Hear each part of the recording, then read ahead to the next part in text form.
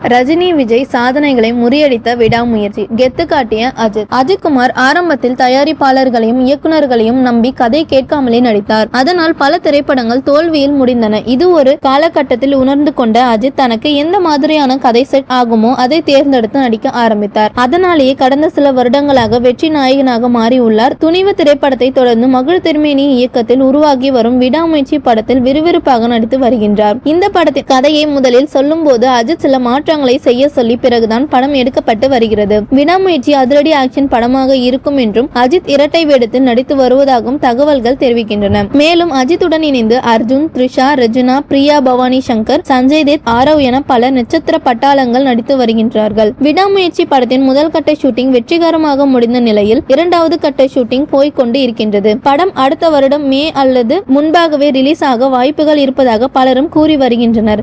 இதனால் விடாமுயற்சி படத்திற்கான எதிர்பார்ப்பு மக்கள் மற்றும் ரசிகர்கள் மத்தியில் அதிகரித்து காணப்படுகிறது. இப்படி இருக்கின்ற நிலையில் ரிலீஸுக்கு முன்பே பல கோடி அள்ளி உள்ளது விடாமுயற்சி. அது குறித்து விலாவரியாக பார்ப்போம். விடாமுயற்சி படம் மக்கள் மற்றும் ரசிகர்களையும் தாண்டி விநியோகஸ்தர்களும் பல டிஜிட்டல் உரிமம் படத்தை தட்டி தூக்க போட்டி போட்டு வருகிறது. இந்த நிலையில் விடாமுயற்சி சேட்டலைட் உரிமம், டிஜிட்டல் உரிமம் ஆகியவை விற்கப்பட்டு உள்ளதாக கூறப்படுகிறது. சேட்டலைட் உரிமம் 150 கோடிக்கும் டிஜிட்டல் உரிமை 100 கோடிக்கும் விற்பனை செய்ய உள்ளதாக தகவல்கள் வெளிவருகின்றன. இதன் மூலம் விஜய், ரஜினி போன்ற நடிகர்களின் படங்களின் சாதனையை முறியடித்து உள்ளார் அஜித்.